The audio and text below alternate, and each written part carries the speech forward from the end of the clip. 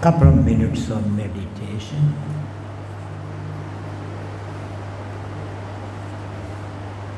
With our eyes closed,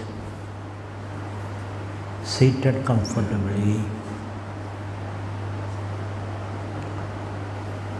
attention between the eyebrows, and watching your breath and breathing consciously.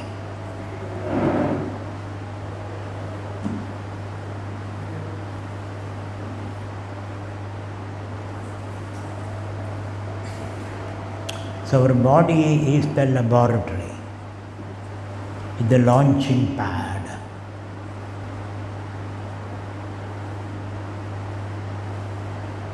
Body has dimensions, gross, subtle, causal, and beyond.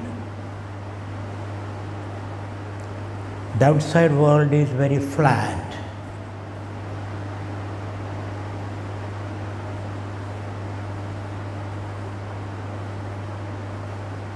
So we use our body as a spiritual laboratory.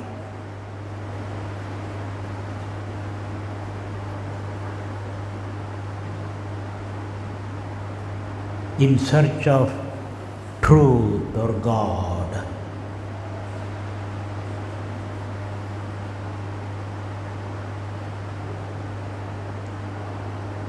And our body is embedded in this world, the world of sensations.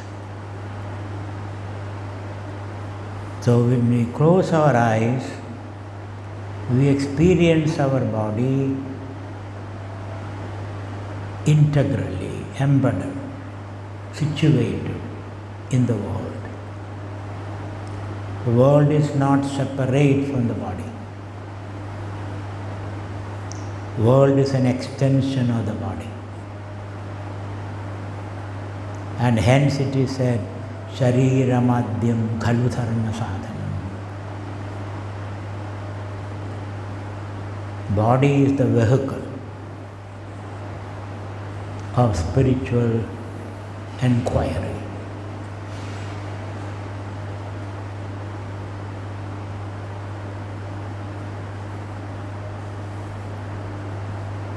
When we combine consciousness with the matter, Shiva and Shakti, the matter become alive.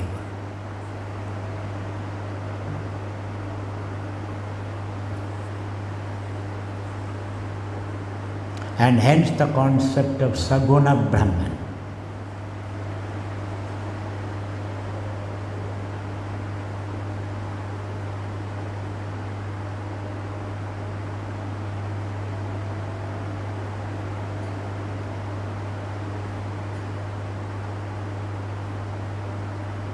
Or the union of Shiva and Shakti.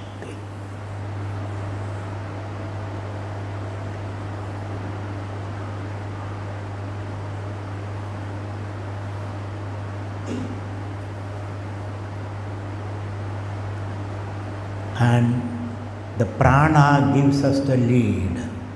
The prana is the manifested or incarnated Brahman.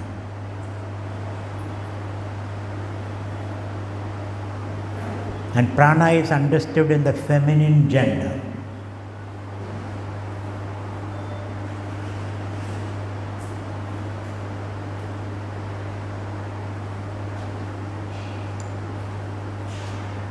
And the whole Saguna Brahman is understood in the feminine or the universal mother, Parashakti.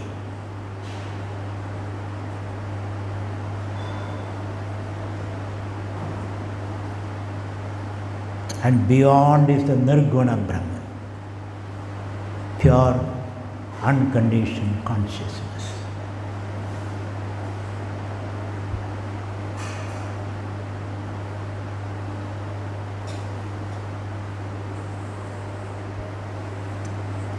So the meditator, seated comfortably, watching the breath, watching or feeling the heartbeat,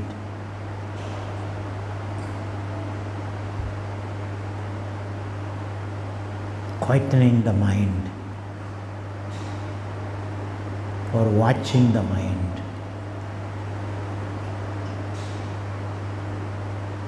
Experiencing herself integrally.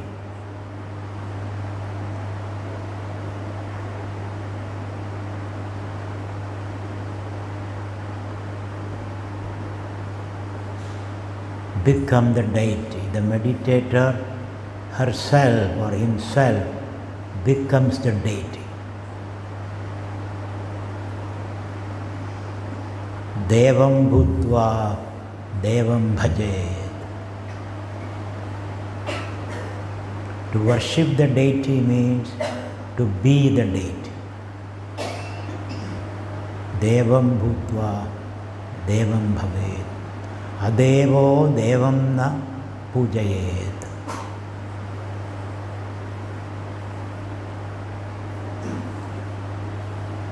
If you don't become the Deva, you have no right to worship the Deva. And hence the meaning of Anganyasam.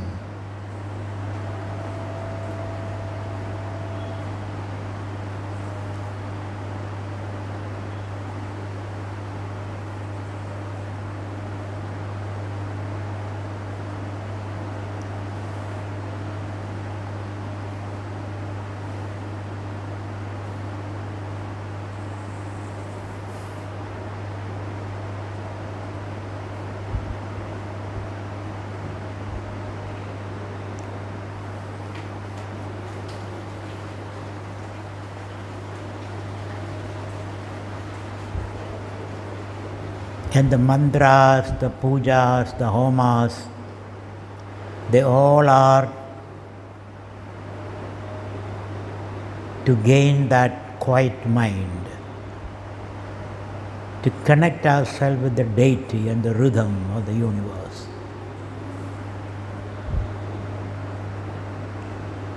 So Shankaracharya is not denouncing these sacred and secular activities.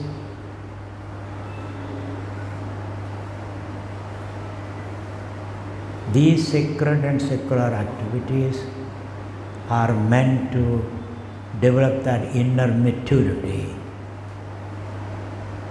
a quiet mind. And along with the upasanas, Devi upasana, Ganesha upasana, Hanuman upasana, to gain focus and concentration.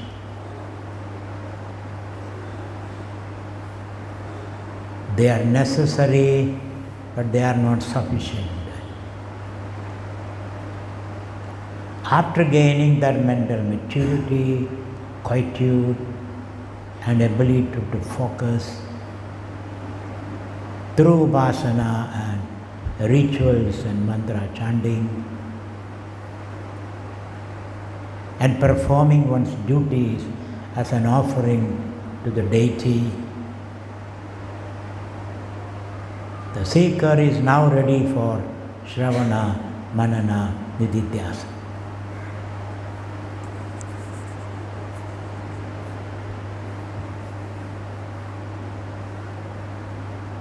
And that is what we are ready now.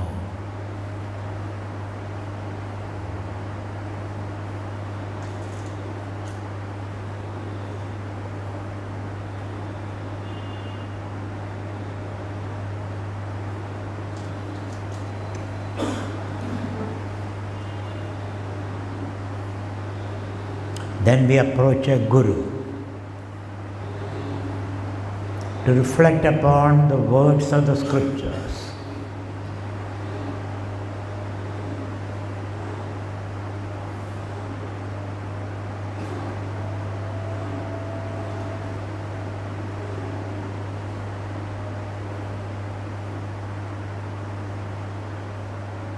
To gain that knowledge of Brahma, Atma Aikyam, Jiva Brahma Aikyam.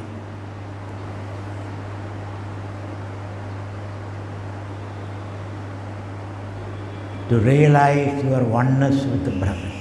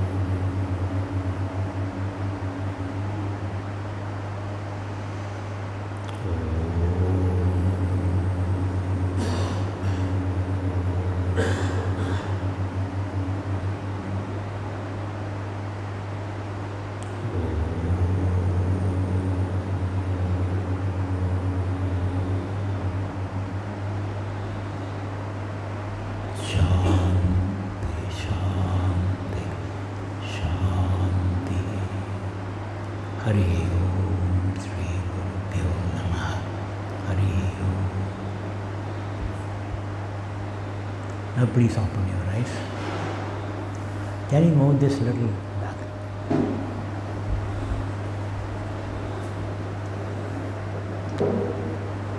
Okay, let's read some of these slokas.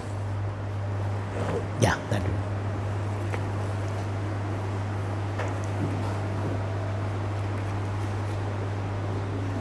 Dhyana slokam. Sarva Vedanta Siddhanta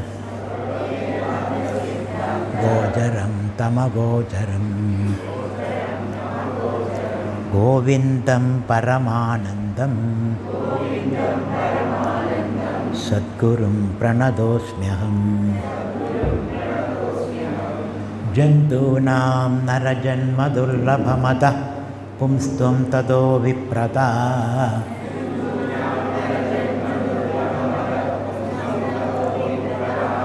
Tasmad Vaidika Dharma Marga Parada Vidyatvamasmat Param Atmanatma Vivechanam Sanubhavo Brahmatmana Samsthidihi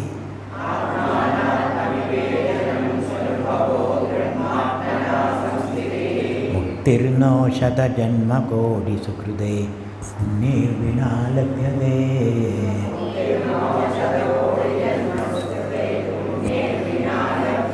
Dullabham Trayame Vedade Devanugraha Hetugam Manusyatvam Mumukshutvam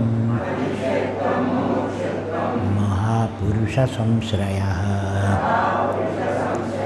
Labdhva Kathanjit Narajanma Dullabham Tatrapi Pumstum Shruti-paradarshanam Yasvatma Mukte Nayadeta Mudhadhi Sakhyatmaha Sum Vinihandya Sadgrahat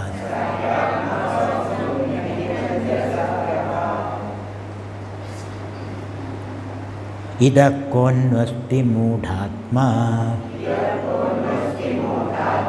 Yastu Swarthe Pramadyadi Durlabham Manusham Deham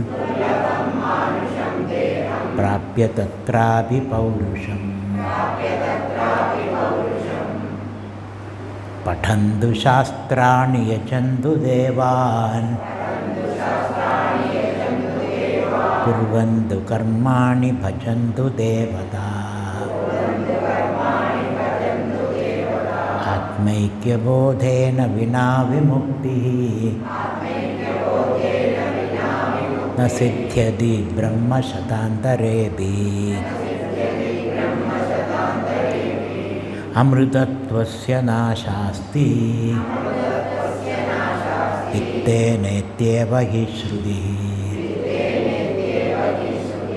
bravidi brakam karmano muktehe akhedutvam spudam yataha.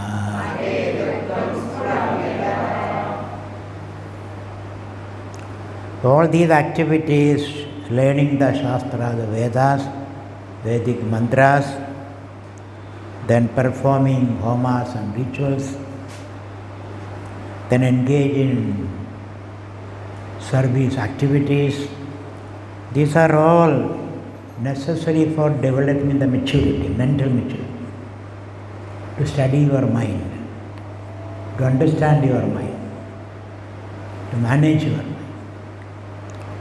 Then Bhajantu Deva, the Upasana.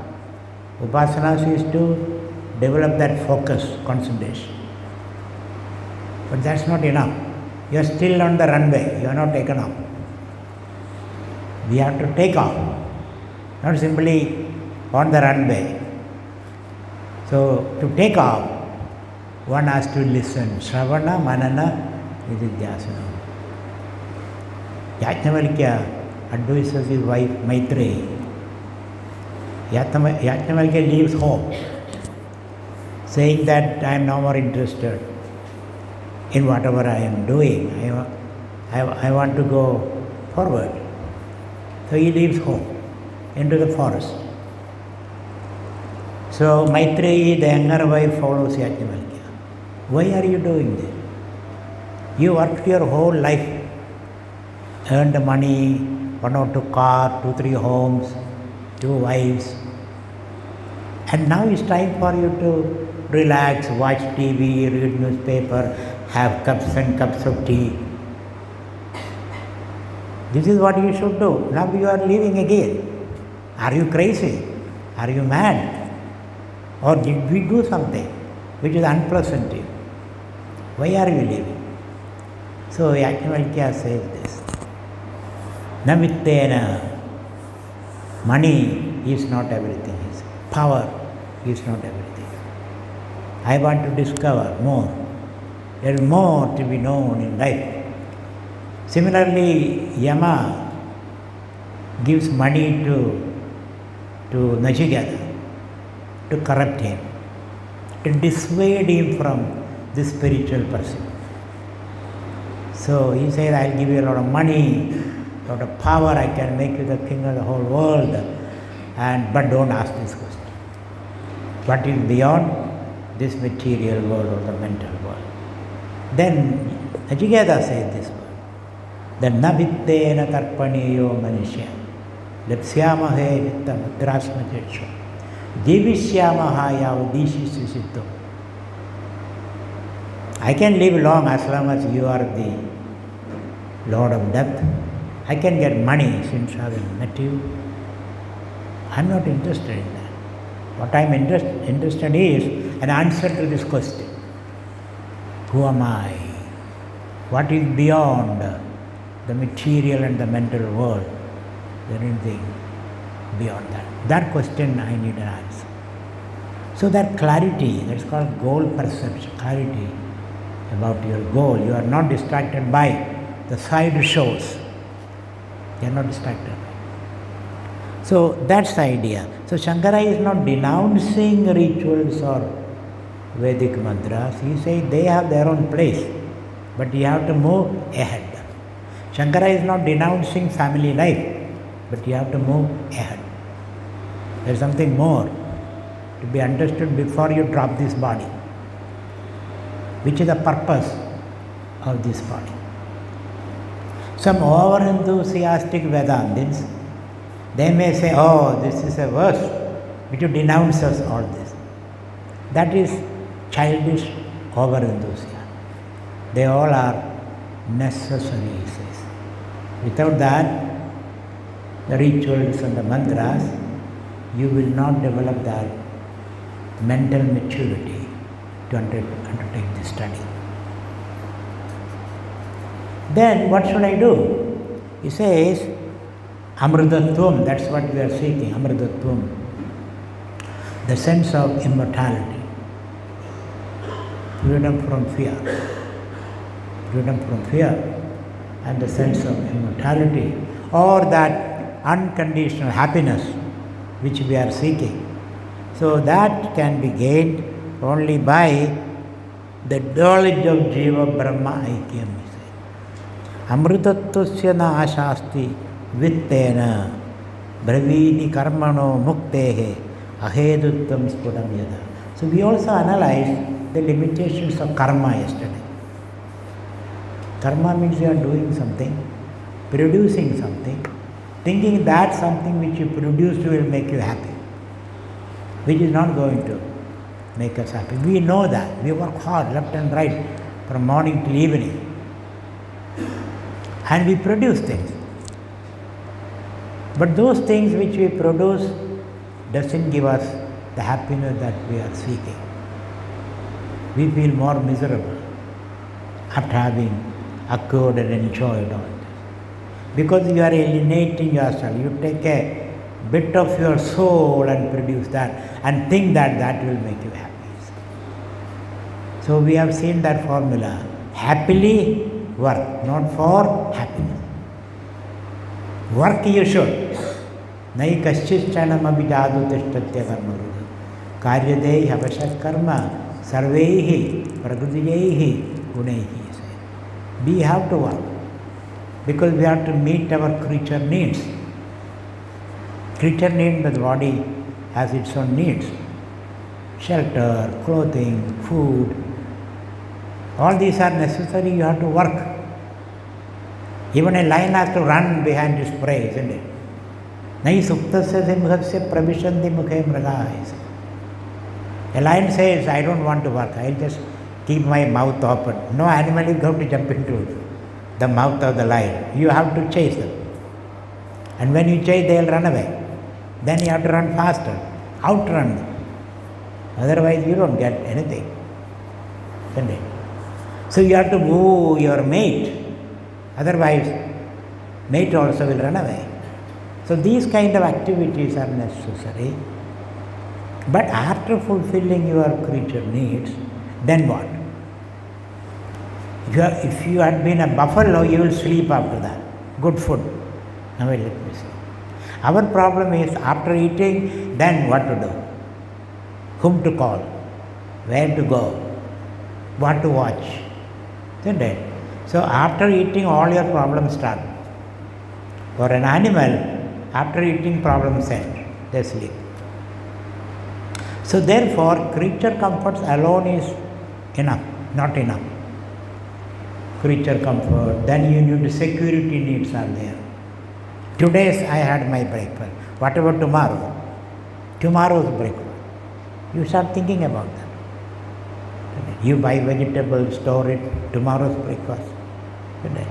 So, creature comfort, security needs, belonging needs. I need some friends, at least a family.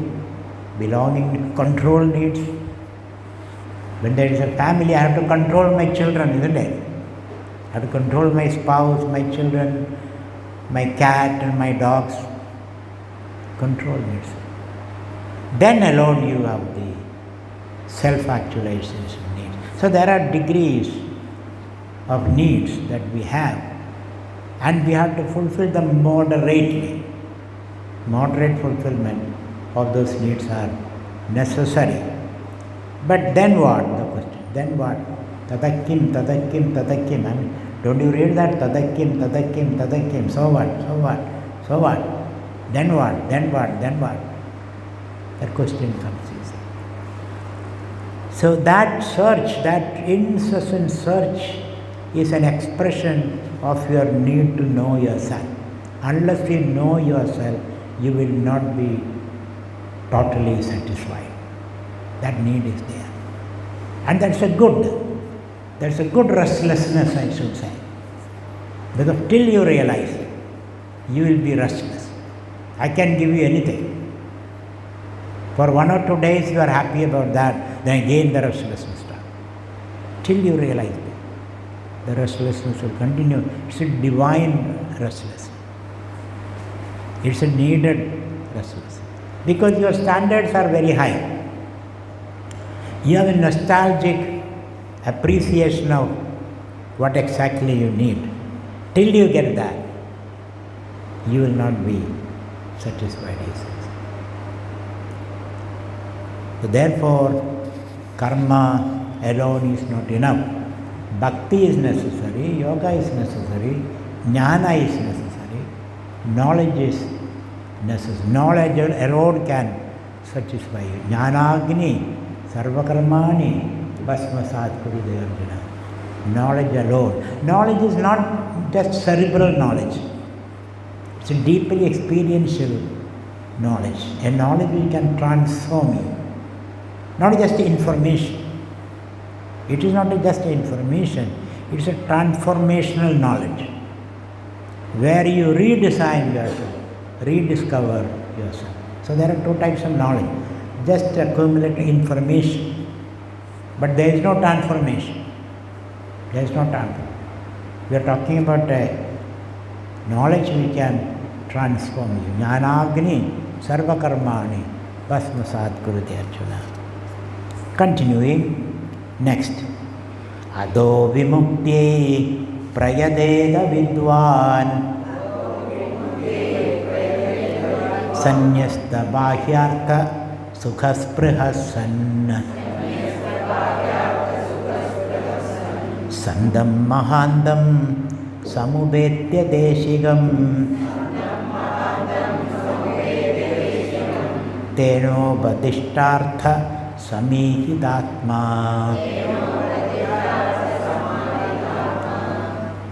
Once again, ado vimukti prayadeda vidwan sanyasta bhahyartha sukhasprihasan sandam mahandam samubetya deshigam teno badishtartha samihidatma. Samahidatma or samahidatma both are okay. So what is the price that you are willing to pay? You have to pay something, no free lunch. So in self-realization, some price is to be paid. Something you have to give up to get this, whatever you are seeking. Then let go, something you have to let go. What is that? So Shankara's advice is, adaha therefore, vimukti prayadeda vidwan. Vidwan is seeker, vidwan let's say is seeker, with a little bit of knowledge. This vidwan, the seeker, vimukti prayadeda. May you strive for self-realization, vimukti, freedom, moksha. Or true happiness, let me put it that way. In a human term, true happiness, not fake happiness, not pseudo happiness, true happiness, true freedom, true joy. May you strive. But what is the price for that? Sanyasta bhahyartha sukhasprahasanna. The price is you have to detach from the world. How are you attached to the world? You attach to the world with expectation. You expect something from the world. What are you expecting from the world? Maybe happiness, maybe security, maybe identity. Our present identity depends upon what we have and what we don't have. I am a rich man, meaning some money is in the bank, some numbers in the bank. I am a famous man, because your photo comes on the TV every day. Famous man. So your identity at the moment depends upon what you have and what you don't have. I don't have money, so I am a poor man. You are not that poor. You are richly endowed, that we don't realize. Your eyes, your ears, your brain, all are very, very expensive things. Expensive hardware. Your brain is a very expensive hardware. Your eyes, In the laboratory, they are trying to create an artificial eye. They are not able to do that. So much electricity is necessary to create a thought. Just one thought. So much electricity. And for you, one idli is enough. Isn't it? 2 idli is enough to create a thought. So therefore, you are a very richly endowed individual. Evolution and nature took millions of years to fashion this brain, this mind which you have, or the sense organ that you have, organs of action that you have. You will know it only when you are paralyzed. When you are paralyzed, even to lift a little finger is difficult, isn't it? You can try, you want to lift, but it will get lifted. So it's a very delicate mechanism we have. You are richly endowed. But unfortunately, your identity now depends upon the number in the bank, or the number of cars in the garage, or the number of shoes in the shoe rack, or number of attire, garments in your bedroom. Or this is how we understand our identity. You should be free from all that. So we expect a lot of things from the world. Identity, happiness and security. This is what you are expecting. But you don't get them. It's a very frustrating expectation. You have expectation from your children, don't you? At the end of the day, you are frustrated. From your spouse, frustration. From your government, frustration. Because you are outsourcing all this to God. So he says, the Bhagavan says, Shankara says, Sanyastya Bhahyartha Sukha. Bhahyartha means objects outside. And you are expecting Sukham from there. Happiness, security, identity. Sanyastam, you are given it up.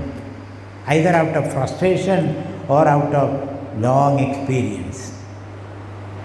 Suddenly you say, to hell with it. You drop it. When you drop it, there's tremendous happiness that you experience. You are waiting for someone. Waiting. That someone never comes. And you feel very bad. Then one day you realize, let me drop that thought. When you drop that thought, a lot of space in the mind. So one condition is detach from the world. Detach from the world means don't expect happiness from the world. Can you do that is the question.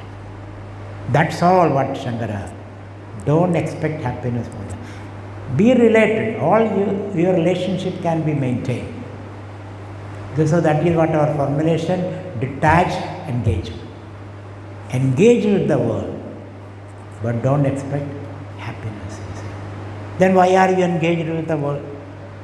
Why should I be engaged when there is no happiness in the world?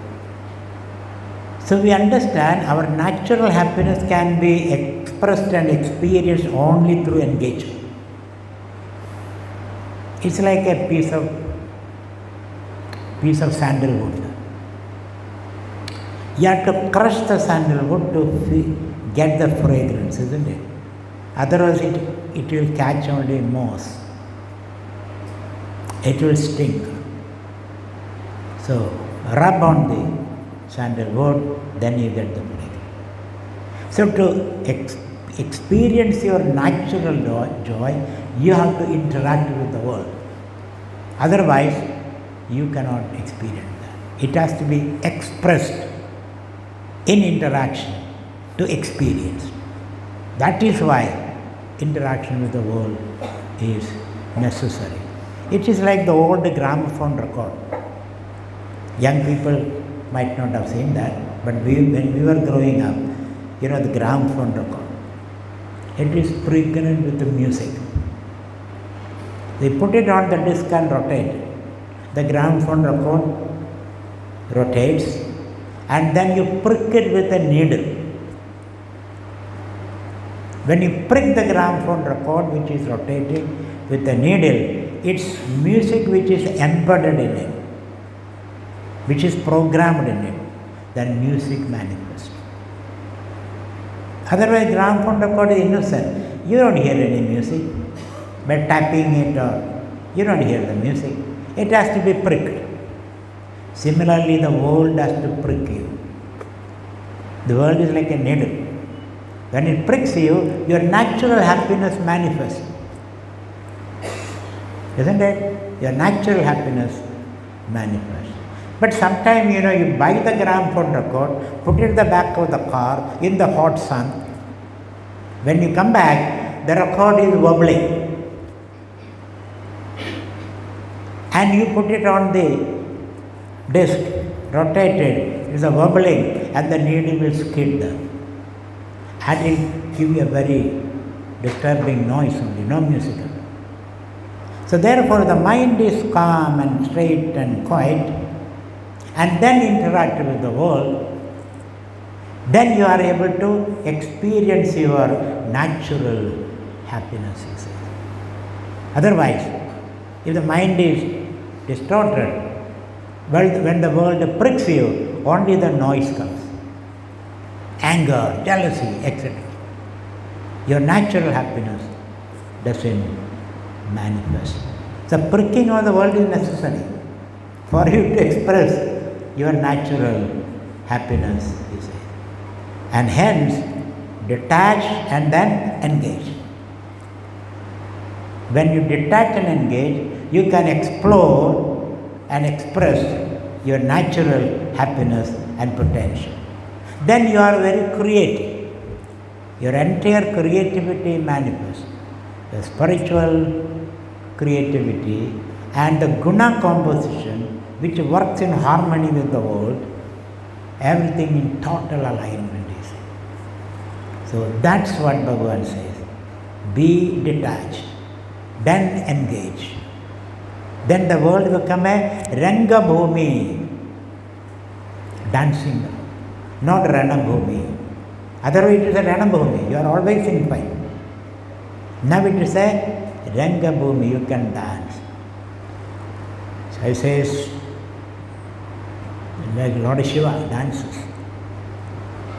Nirtavasane Natarajarajo Nanadadakka Navapanchavaram.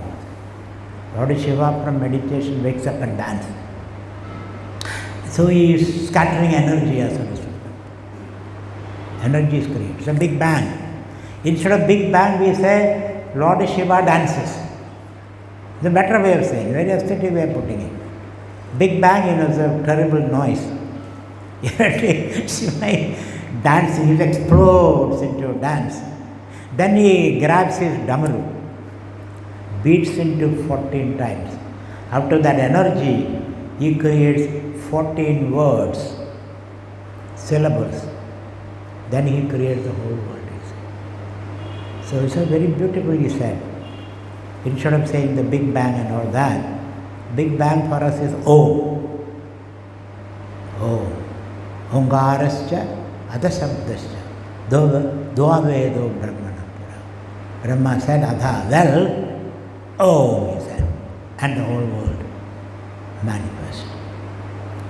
So be slightly detached, then engage in the world. So detachment only means you don't have any expectation, happiness from the world.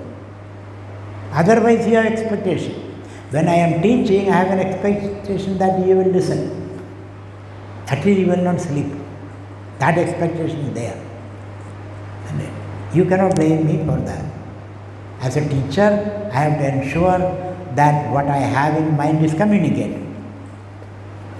That shows I can see your eyes are shining, there is a spring on your cheeks, then I know you are listening. At least that expectation. So you have expectation, you have expecting outcomes. Certain outcomes are to be created. If it's not created, I will pull you up. I have to pull you up.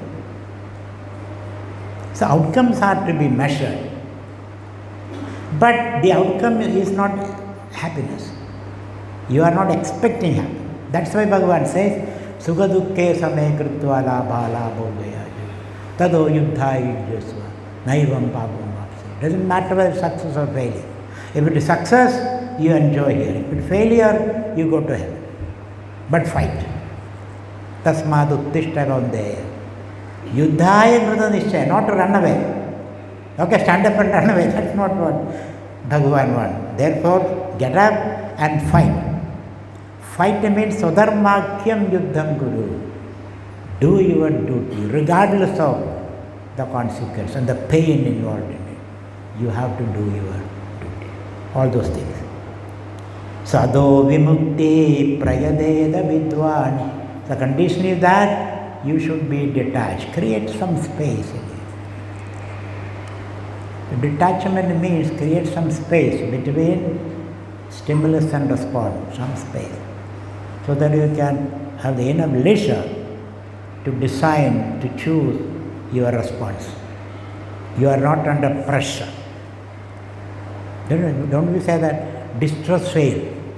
You have some property to sell and you are in a hurry to sell.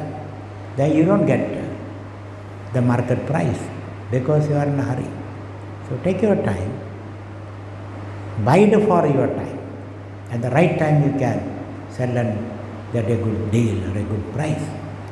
So create that gap between stimulus and as the world enters into a stimulus, your response creates some gap. Then you can decide better response to the world.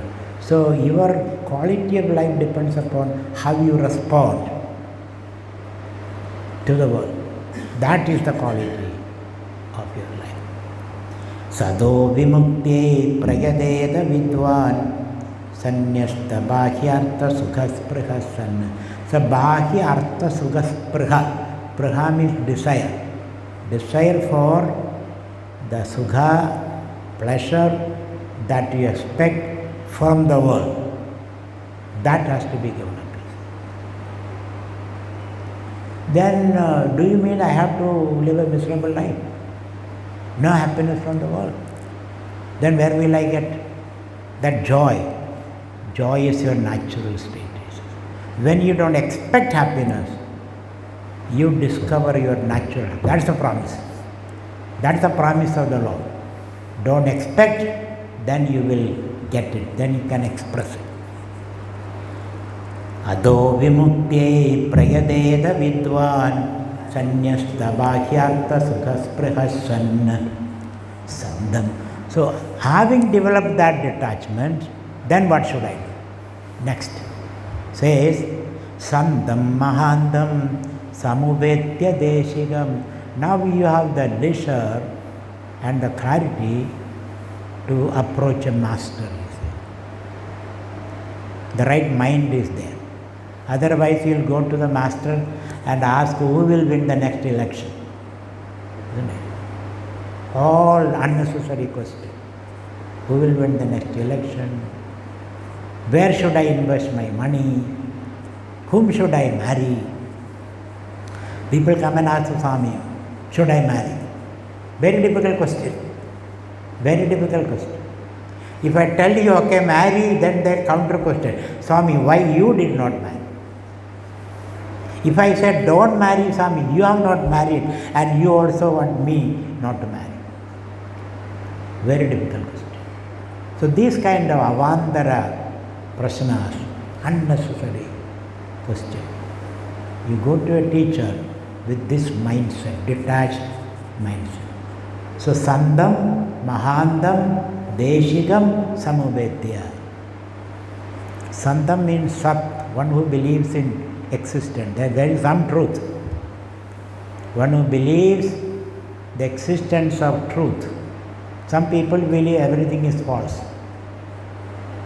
I am false, you are false, everybody is false. That's the assumption, basic assumption with which they begin their life. So here there are people who are positively thinking. Truth, goodness, beauty, justice, they believe in that. Ultimately goodness will provide, truth will provide. Satyameva Jayade Nadrudam. So those are the positive attitude to life. Believe in the triumph of, ultimate triumph of truth. They are called Sandam, Sandh.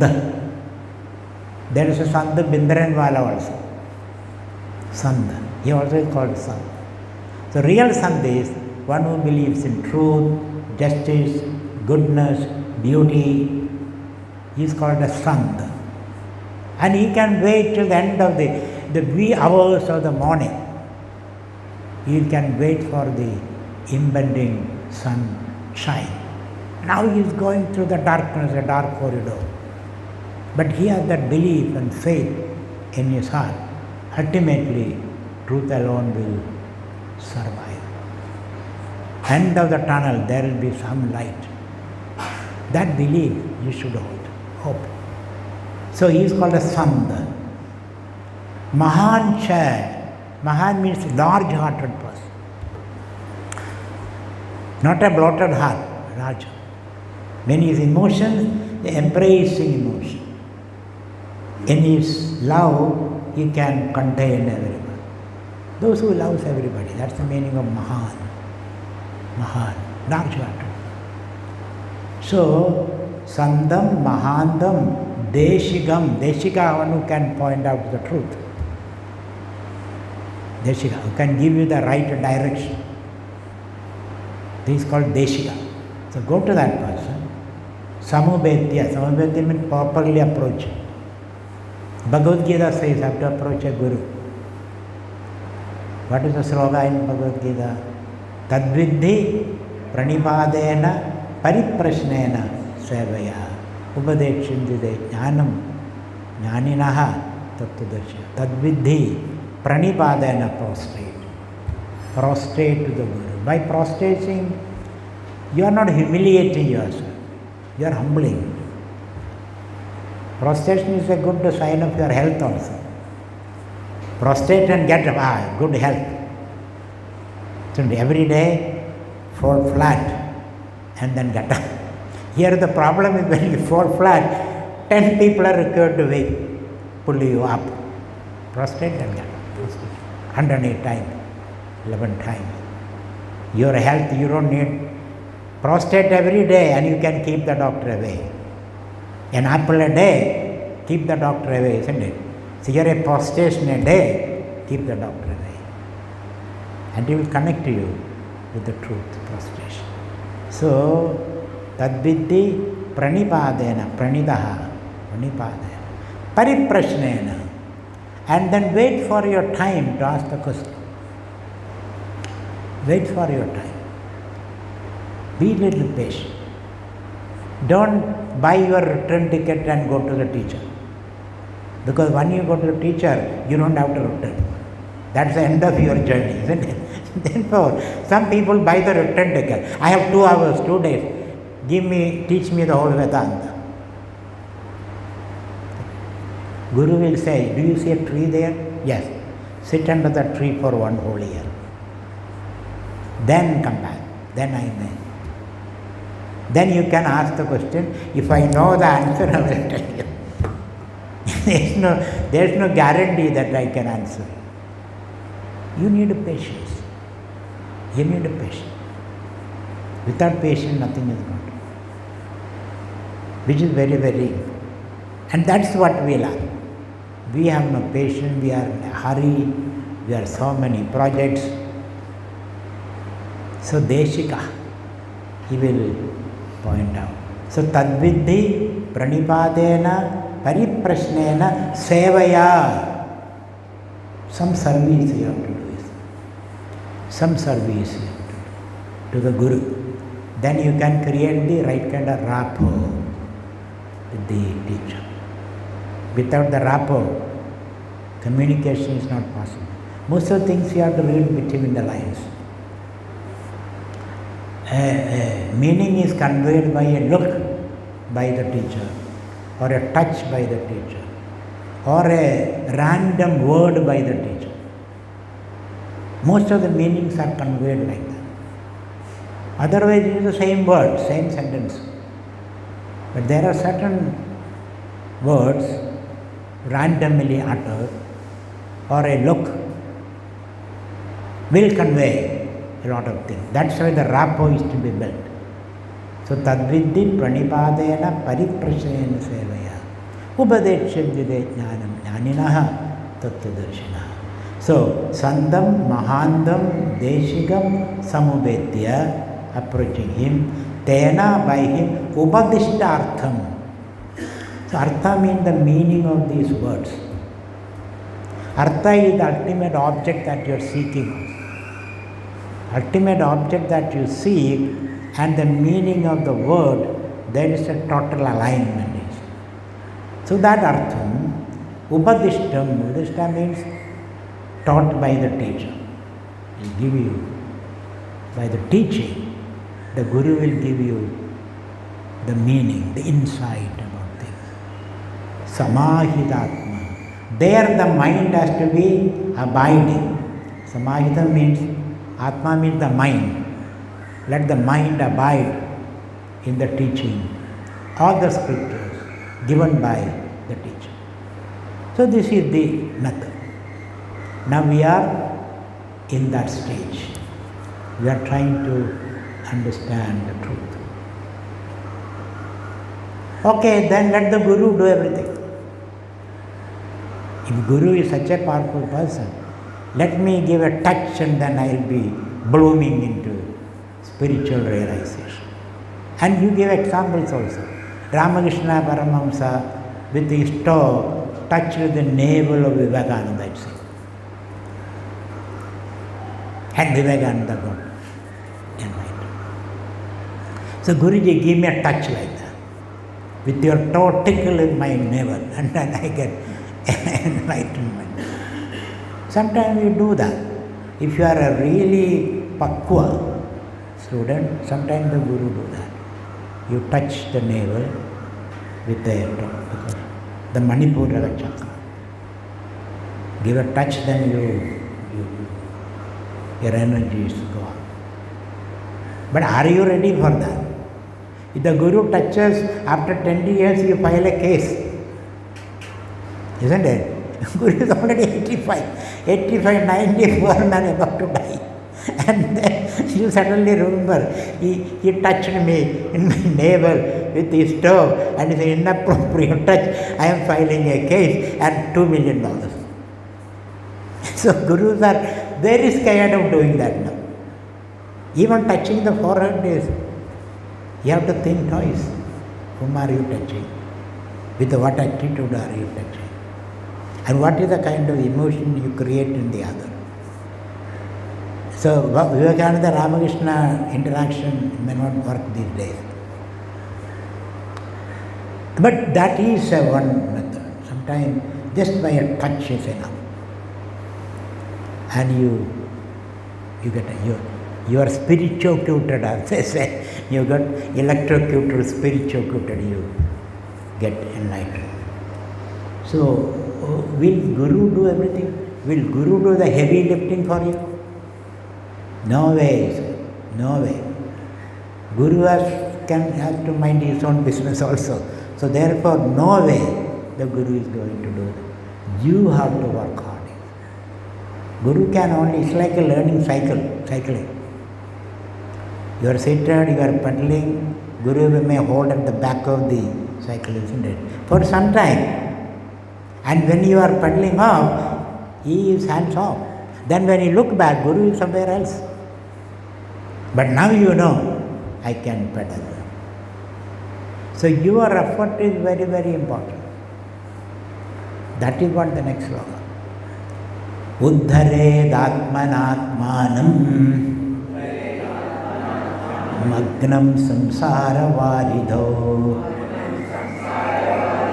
yogarudhatva masadhya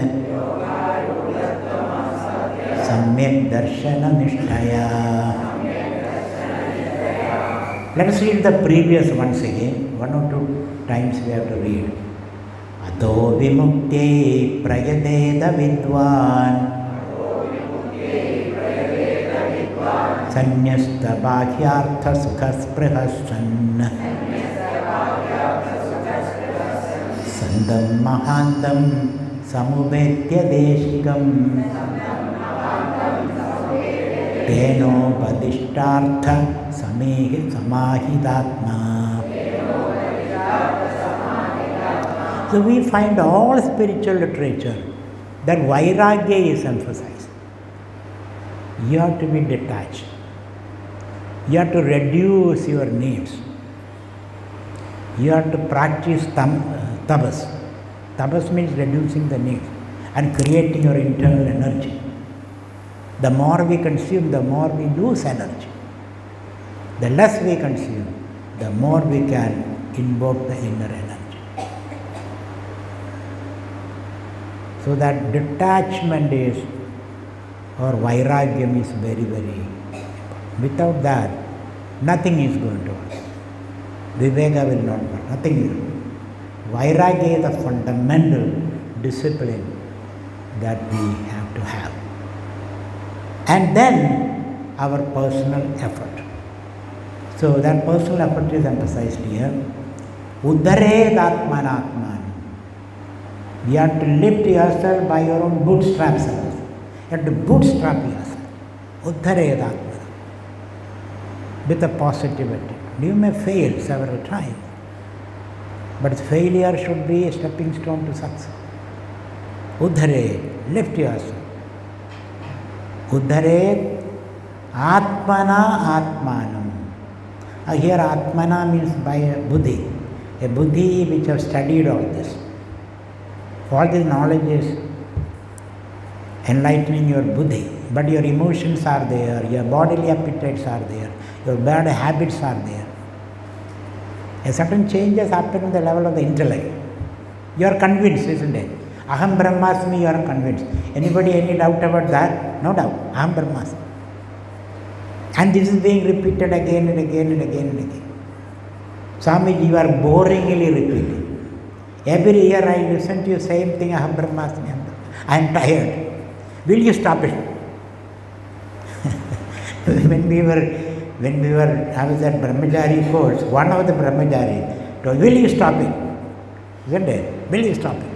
So again and again, you are repeating this. But I had to rub it into your skin, which will reach your bones and marrows. So, that buddhi which you have understood, still your emotions are different, your bodily needs are different, your habits are different. So you have to work slowly on that. That's why that buddhi, which is very important, then lift yourself. Uddared atmana atmanam. Atmanam in the lower self, gravitating towards the world. You have to lift that, so that you levitate toward the Atman. So you have to break the gravity, which is natural to us. So Uddared Atmana Atmanam. What kind of Atma you are lifting? Magnam Samsara Varidho. Samsara. Samsara is materialistic, consumerist life. Full of desires. No control over the desire. So this samsara is supposed to be varidhi, an ocean. Ocean, when you fall, we are in the ocean now. When you are in the ocean, the saline, isn't it? Saline ocean. Salty ocean. And this, there is water everywhere, but not a drop to drink, as they say. Not a drop to drink. If you drink this ocean water, then you become more thirsty. The more you drink, the thirstier you are. Same is applicable to the world. The more you enjoy, the more you need. And then it becomes an addiction. An addiction means you need more and more while you get less and less. It's a losing battle. So just as in the ocean, water is there but cannot be consumed. Similarly, samsara is all flashy and then glittering, and all that glitters is not gold, as they say. This samsara is compared to an ocean. So the message is, when you are in the ocean, stay still there. If you struggle, then the sharks are there. They'll come and bite you. So stay still. Somebody will come and save you. Some guru will come and lift you. Till such time, stay still there.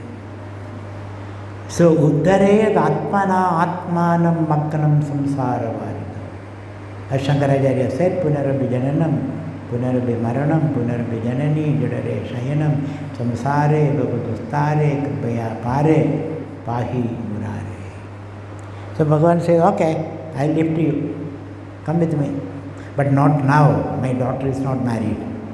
Isn't it? You will face some obstacle. So these are all fake statements. Lift me, pahima, prahima. You don't really want it, you say. But if you are serious, strive right now. Magganam samsara varidam. Understand this is an ocean of salt. Salt is ocean. It cannot satisfy your thirst. You take very little from this world. Then you can survive. So how do you lift yourself? Yoga rudatvam asadhya is yoga. Bhagavad Gita says, to gain yoga, one has to do karma. What is that slogan? Anybody remembers? Anybody? Aruruksher munar yogam karma karanam uchyate yogarudasya taseva shamakaranam uchyate. If you want to attain yoga, practice sadharma. You have to do your sadharma with the Ishwararpana buddhi. Then mind become calm. So, yogarudatvam asadhya, calm your mind. What is calming the mind? How do you know your mind is calm? When I shout at you, you are a donkey. Then you just stand there without hitting me by the hind leg. If you hit me by the hind leg, that shows you are a donkey. Donkeys alone do that. So you are not reacting, you say. You are only observing. That ability to take in your stride an unexpected attack. It's an emotional or a physical attack. Take in your stride. Ability to absorb it without getting upset or uprooted. That ability is very, very important. Otherwise, you pull one of my tooth, I pull two of your teeth, all of us become toothless, isn't it? That cycle of violence, that's what we are practicing now. In the name of justice. In the name of justice, you killed my donkey, I kill your donkey. You killed my wife, I kill your wife. That logic doesn't work, isn't it? You killed my wife, I kill your wife. You killed my donkey, I kill your donkey. So this kind of violence, reciprocal violence, will lead to massive violences. Somebody has to put some stop somewhere to this madness. And that person will be the salt of the earth. You can absorb that violence. And doesn't get violated. That also is important. Like Shiva swallowing the poison. Shiva swallowed the poison, but he did not become poisoned. It became a Buddhist spotter. So that person is the salt of the earth, like a mother at home. She absorbed all the shocks, isn't it? Teenagers are shouting at her. Husband is shouting at her. The senior maid also is shouting at her. Dogs are barking, cats are scratching. Telephone is ringing. Isn't it? Mother absorbs all that. At the end of the day, she's still strong. So she's still, the sanity is not lost. Similarly, Shiva swallows the poison. Someone has to do that. If everybody is mad, someone has to have some sanity. Why should I be? Let the other person be. That is irresponsibility. You have to be there. Then you become the center. I am Yajnaha Bhuvanasya Nabhi. You are the center. You are the eye of the universe. You are the heart of the universe. Someone has to do that. So we have seen great Mahatmas, Jesus Christ, Socrates, Mahatma Gandhi, Abraham Lincoln, Martin Luther King. These great people, they absorb the shock of the world without getting shocked. They absorb it. That is the sannyasi's job. That is the yogi's job. To swallow the poison without getting poisoned. So that is the yoga arudatvam. Asadhya, having gaining that state, samyak darshana nishtaya, and then samyak darshanam, the holistic wish that we all are children of the same God. We all are part of the fabric.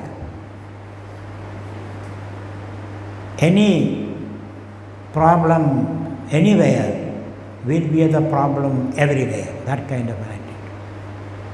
You cannot say that it's happening somewhere else. It doesn't affect me. Everything happens everywhere, goes, comes into your drawing room, in your bedroom, in your toilet, isn't it? Because TVs are everywhere. That kind of a sensitivity, that your problem is my problem.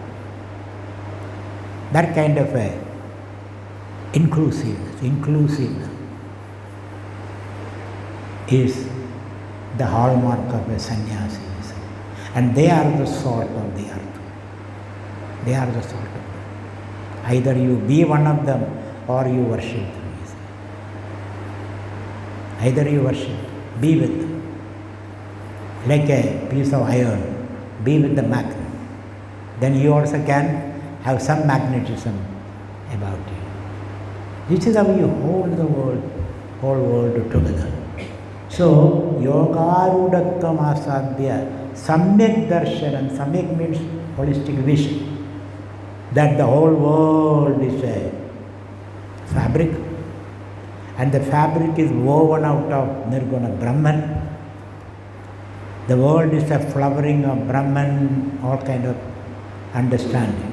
Samyak darshanam, the holistic vision. So there is seen the whole material world of subtle, gross and causal dimensions. They are all woven together into one meaningful web, and you are one strand in that. And the whole thing is an expression of Nirguna Brahman. That's why Maya Tadamidam Sarvam Jagad Avyakta Murtina. I cover everything. I envelop everything. Maya Tadamidam Sarvam Jagad Avyakta Murtina. Mastani Sarvabodhani. Najaham Desha Bastita. Najamastani Bodhani. There are several levels of explanation there. Bhagavan says, I cover everything is in me, I am not in them. Actually, they are not in me. What are you saying? You are contradicting yourself, isn't it? Vedanta is a series of contradictions anyway. They will make a statement, then withdraw the statement, contradict the statement, and confuse you completely. When the mind is confused and still, then it may get an insight into the truth. So what Bhagavan says is, everything is in me, they are not in me, I am not in them. Why? Why do you say like that? For example, take the example of water, the ocean. The ocean says all the waves are in me. but I am not in the way. Why? Because the wave comes and goes, but ocean doesn't come and go. Ocean is always there. So they are in me, I am not in them. The pot is in clay, clay is not in the pot. Why? Pot can break and disappear, clay remains. That is why, if the clay is in the pot, pot disappears, clay also should disappear. The ring is in gold, gold is not in the ring. Why? When the ring melts, the gold still remains. If the ring is separate from the gold, you take the ring, I will take the gold. Will you allow that? There is no ring other than the gold. Then Bhagavan says, they are in me, I am not in them. Then he says, I myself have become them, he says. Mamatma Buddha Bhavana. There is no difference between the ring and the gold. Really, there is only the gold. Ring is only Vacharampanam, Vigarudamani. Ring is only a word, an idea, a form, which will transform later.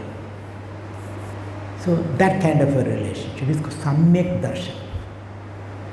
And that Brahman which has become everything is me. Otherwise there is another duality, me and that Brahman. These are all very difficult. I would rather sit and sleep, isn't it? This kind of understanding seems to be very, very difficult. But this is the secret of your enlightenment. If you don't understand this, no enlightenment is. So let us try to Uddhareyad Atmana. Make effort to understand all this. Yoga Rudat. So two things are necessary. Calm mind as well as a samyak vision. The total inclusive vision. Both are necessary. The Vedanta Darshanam and Yoga discipline. Both are necessary. So let's read that. Uddhared Atmanatmanam Magnam Samsara Varidau Yogarudhatvam Asadhya Samyak Darshana Nishtaya. Samyak Darshana means Atma Jiva Brahma Aikya Nishtha. Abide there. So dissolve all the dualities between the world, in the world. Things all look different, but they all have the same substratum, same triguna. With that, everything is made. And this triguna world, the world made up of trigunas, is nothing but an expression of Brahmanism. And that I am. That I am. Otherwise, I stand apart and I say there is a world or there is some Brahman. That I am. All dualities are dissolved. That is called Samyak Darshana Nishtaya. Now Bhagavan will be repeating the same thing. You may think I have understood everything, but Bhagavan knows you have not understood nothing. So he will repeat. A lot of repetition you will see. Don't say I understood everything, that's not enough.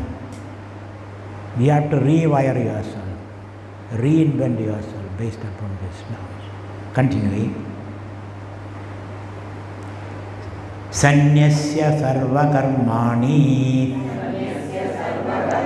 bhava bandha vimuktaye yatyadam pandide dhirehi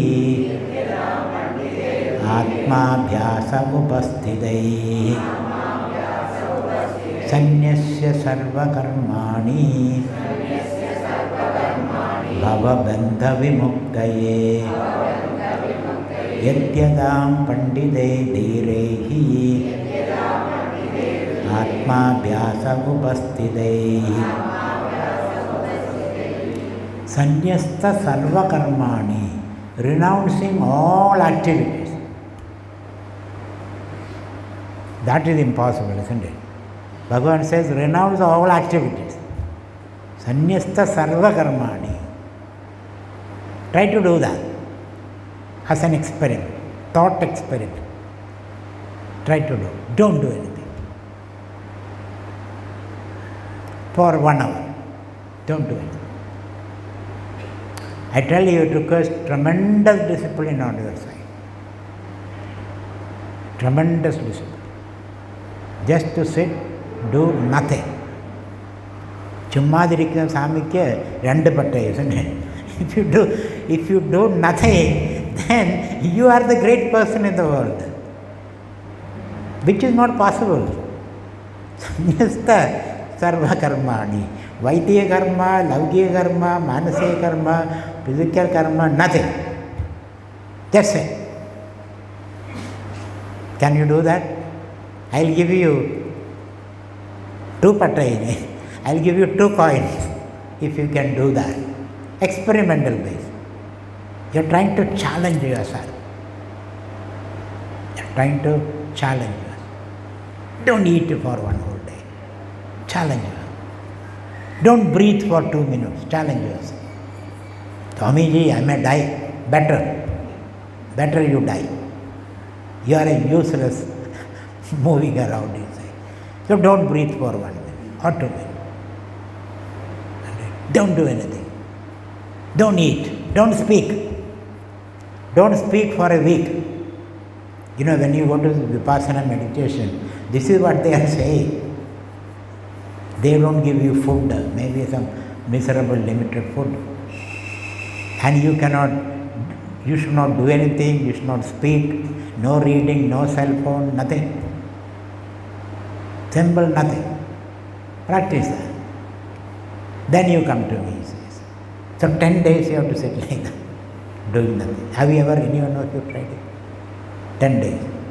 No speaking, very little food, meditation, and no listening, no TV, no nothing. So, sanyasya sarva karmani.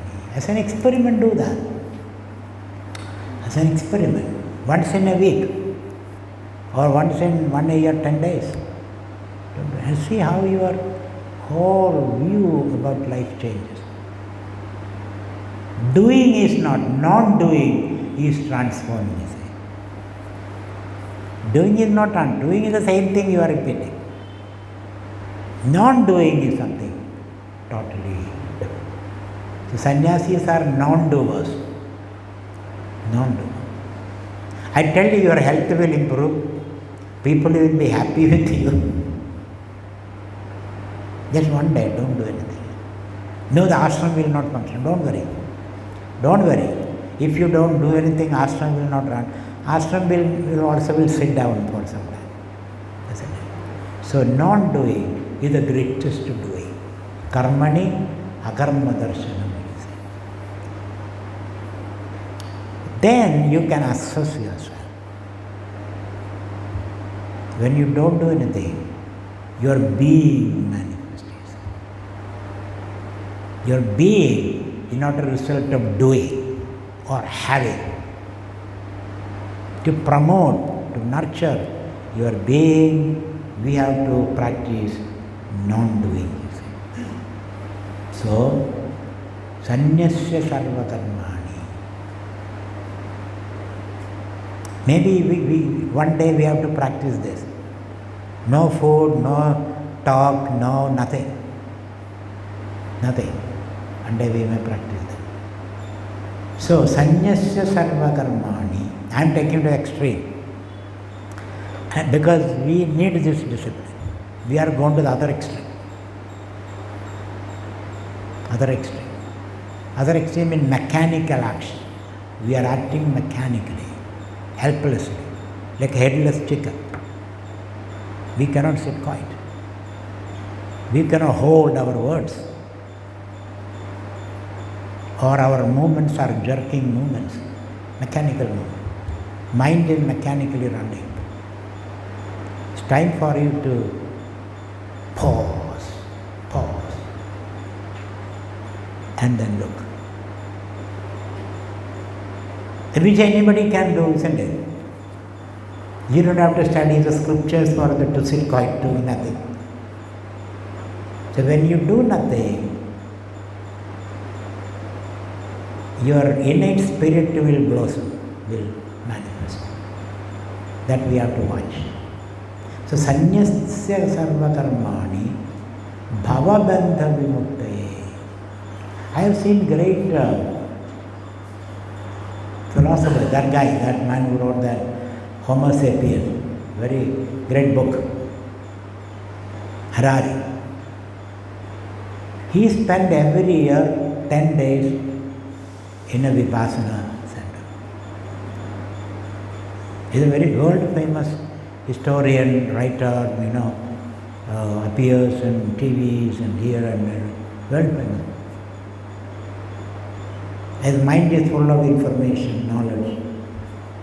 He writes books after books after books.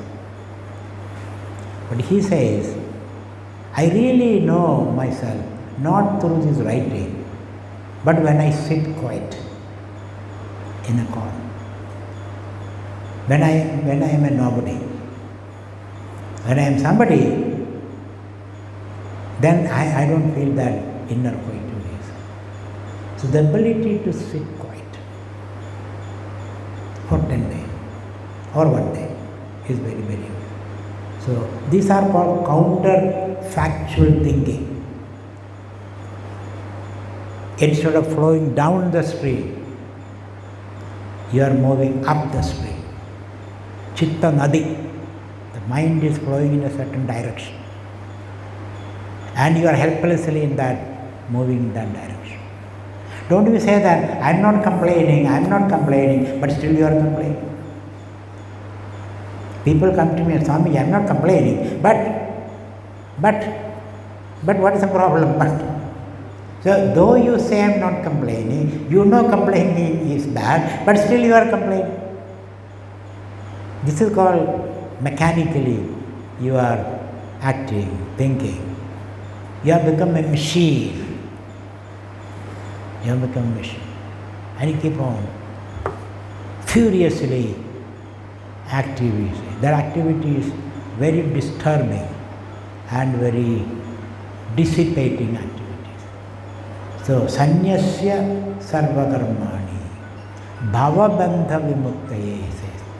Then alone you will be free from the bandha, bondage. Bhava bandha vimuktaye. Bhava means the change, the need for change and the changing world. You are entrapped in this changing world, this flow. You are part of the flow now. Helpless, isn't it?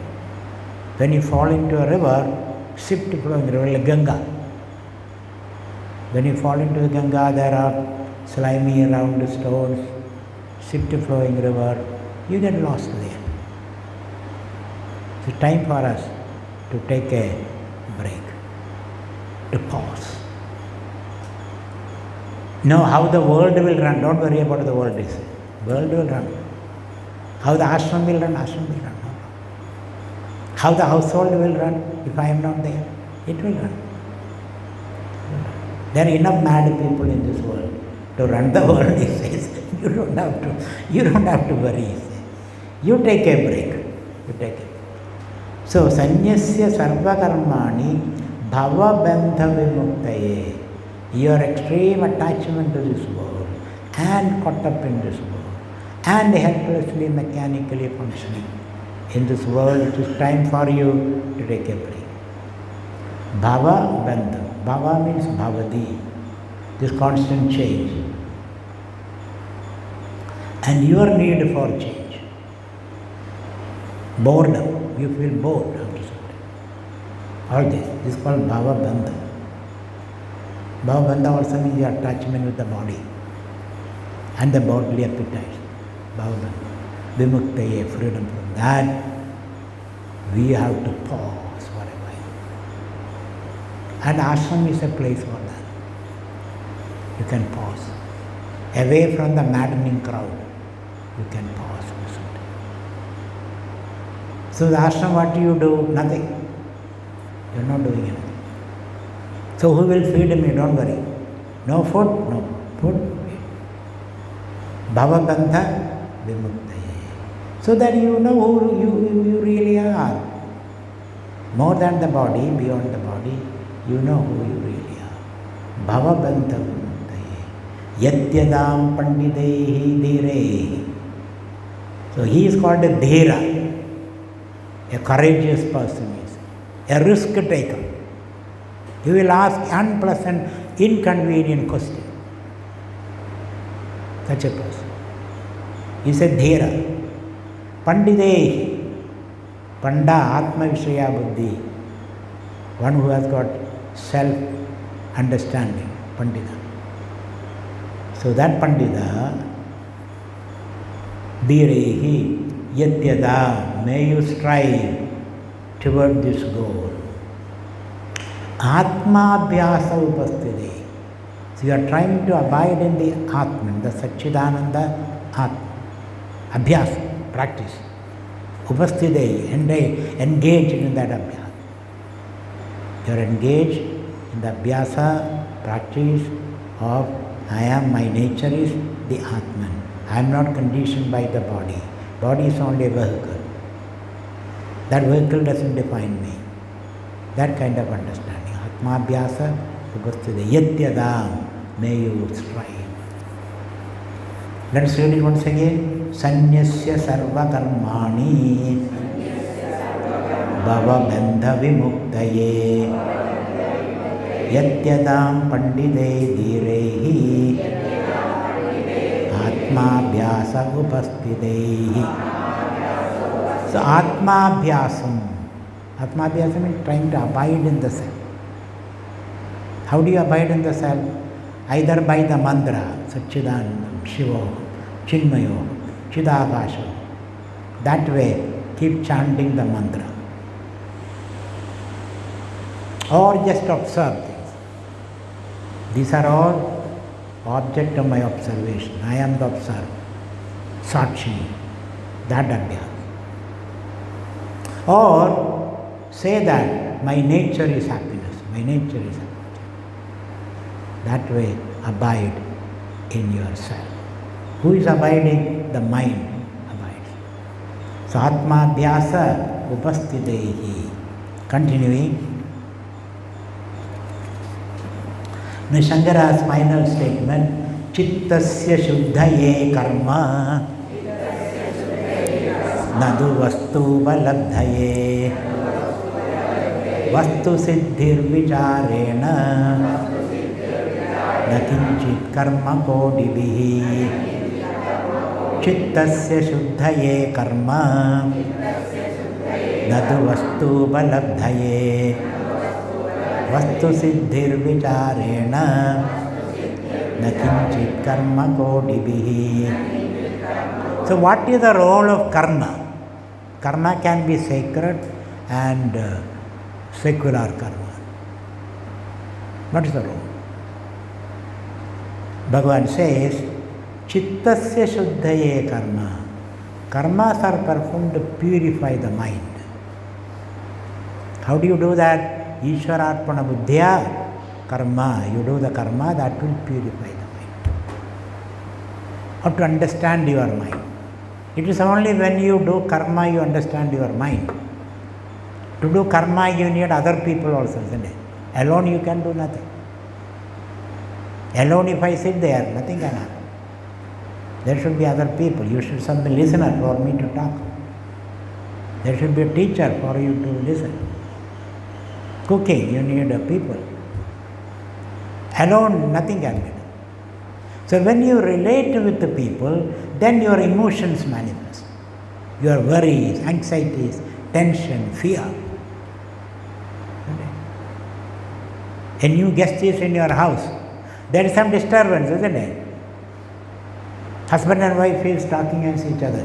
What is this guy? Where is he coming from? What is the intention? When is he leaving? Isn't it? When a new entrant comes, problem comes.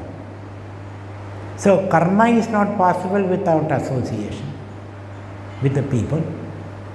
And when people come, there are all these fear and anxieties come. All the hidden demons in you will manifest. Anxiety, tension, fear. Isn't it? And you understand. You understand the vagaries of the mind. Otherwise, mind doesn't manifest otherwise. That's why some people say, I spent 20 years in the Himalayan caves. I never got angry. Why? Nobody was there for you to get angry. It's only some people are there who can question you, who is different from you, who thinks different from you. Our anxieties are also rising. Fear comes. The other is always a source of fear. I had an experience in my ashram that some 2-3 black people were sitting. Black people. We Indians have a prejudice, bias against black people. We are black, but we don't want our daughter to marry a black man. You are pitch darkness. So, but the advertisement is, I need a fair girl, fair-skinned girl. What about your complexion? Pitch dark. So we have this racial prejudice against black people. And I also imbibed some of that, because from childhood you hear about the Rakshasis and Raksas, or black and thick-skinned and all that, and thick-lipped and all. So I saw 2 black people. I was scared of going, whether they're taking drugs or will attack me and all that. Then suddenly I thought, what is this? You say everything is Brahman. Why are you scared? So gingerly I walked towards them. And the moment they saw me, said, Swami, do you teach Bhagavad Gita? I was surprised. How does he know about Bhagavad Gita? Because he is a member of the Hare Krishna group. Then I thought, my God, you should not judge people on the color of their skin. You should judge them by the content of their mind. They can be black, white, yellow, red, the content of the mind that determines the quality of the person. So what I am saying is, when karma means bringing people together, setting goals, striving towards the fulfillment of those goals, and then our ancient fears will manifest. How do we deal with it? It's a big challenge. How do you deal with it? Bring this Samyak Drishti. We all are children of the same God. We all are brothers and sisters. Brahma Vamshi. Take the risk. Take the risk. Walk the extra mile. Walk the extra mile. Ask questions to yourself. That way, we have to create an atmosphere of community. Community feeling is to be created. It's a risk, but that risk has to be taken. So chitta, this is called chitta shuddhi. Ability to accommodate difference, dissent, different opinion, create consensus patiently. That we have to do. That's the shuddhi of the mind, your pure mind. Chittasya shuddhaye karma. Nadu vastu balabdhaye. But that's not enough. The mind is clear, pure, but still you are on the runway. You have to take off. For that, what you have to do? Now vastu. So here vastu means jiva brahma aikyam. Your identity that I am one with Brahman, that understanding, that fact is called vastu there. The fact is we are one with Brahman. The truth is we are one with Brahman. That has to be recognized, discovered. That mere purity of the mind is not enough. You need the understanding, the knowledge, the wisdom, a wise mind. A pure mind is not enough. That's why Bhagavan says, Traigunya Vishaya Veda, Nistraigunya Bhavarjuna, Nirdundo Nityasattvastaha Niryogakshema Atmavan. Pure mind is a sattvic mind. That's not enough. Traigunya Vishayo Nistraigunya Bhavarjana. You have to go beyond the sattva mind. Then you have to be pure Brahman, Satchidananda. Satchidananda is not just sattva, it is beyond that. And hence Chittasya Shuddhaye Karma Nadu, not indeed Vastu Balabdaye, not for knowing your identity with the Brahman. Maximum you can experience a sleep experience. When the mind is pure, you get a sleep experience. You feel sleepy.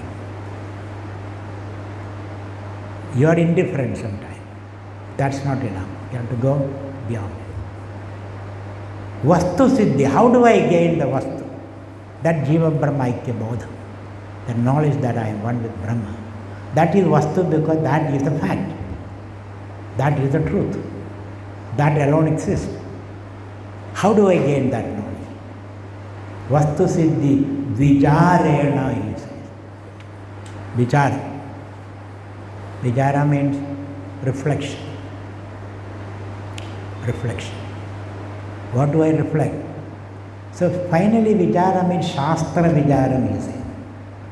Otherwise we all are doing thinking, isn't it? Thinking, winking, blinking. All those things we do. And nothing happens. Nothing happens. That's not Vichara. Vichara means Shastra Vicharam, he says. What is Shastra Vichara? Padavakya Pramanena, he says. You take the Shastra, take up the word, find the meaning, sentence meaning, Padavakya Pramanadaha. That is called Shastra Vicharam. So Brahma Vicharam is not sitting and shaking your head. Brahma Vicharam. And some people do that. They shake also in that thinking. And they attribute the Kundalini awakening to it. Kundalini awakening is a very steady experience, not a shaky experience. Because when the energy goes through the Sushumna Nadi, you become Ram Road. You are not shaking like that. Nakambade, isn't it? Yeah. Doesn't shake like that. So here, Vastu Siddhi Vijarena, you gain the knowledge of your identity with the Brahman, which is a fact, which you don't have to create, which has to be discovered. How do I do that? Vicharam. Vichara is Shastra Vichara. Shastra Vichara with the help of a Guru. Not you simply sit and do the Vichara. It is not an unaided inquiry, it is an aided inquiry. Shastra Vichara. Shastra Vichara means Pada Vakya Pramanadaha. You have to do that Vichara. Yuktya. And you have to use your Yukti also. Pada Vakya Pramanadaha. Shastra Vicharena.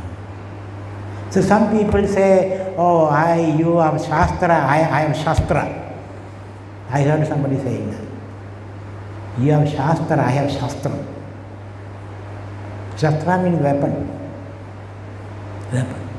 Weapon can be an arrow and bow and arrow, or a gun, or a machine gun, or ballistic missiles. What do you mean by Shastra?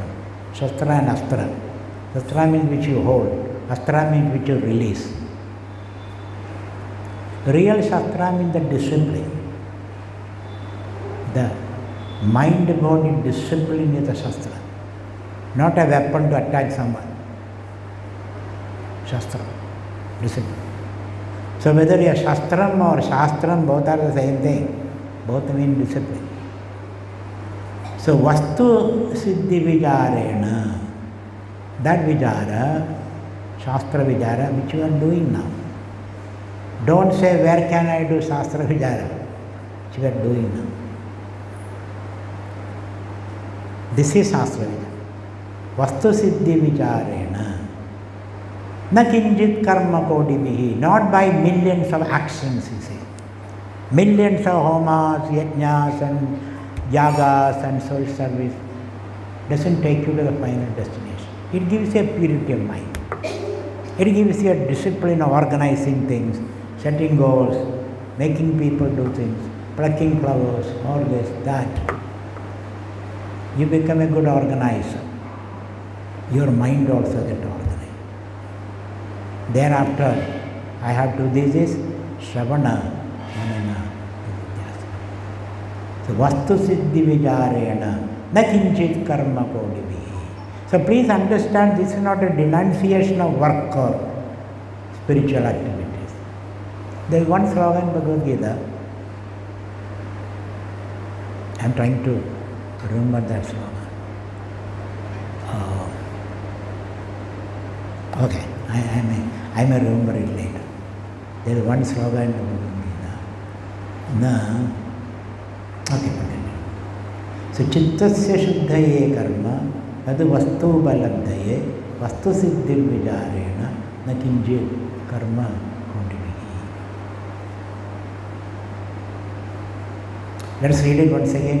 Chittasya Shuddhaye Karma, Nadu Vastu Balabdhaye, Vastu Siddhir Vijarena, Na Kinchit Karma Kodibihi. Because karma always creates an expectation, that's why. Karma creates time, psychological time, expectation, frustration, anxiety, tension. You are waiting for the result. When you wait, the result never comes also. Have you experienced that? When you boil milk, it never boils. Waiting, it never boils. Then you think, okay, let me do some meditation. Then it boils and overflows also. So, Vastu Siddhir Vijarena na kinchida karma kodibihi. Next one. Samyak Vijarada Siddha Rajju Tattva Avadharana Brandhyodida Mahasarpa Bhava Dukkha Vinashini Samyak Vijarada Siddha Rajju Tattva Avadharana Brandhyodida Mahasarpa Bhava Dukkha Vinashini. Now here Bhagavan is giving an example.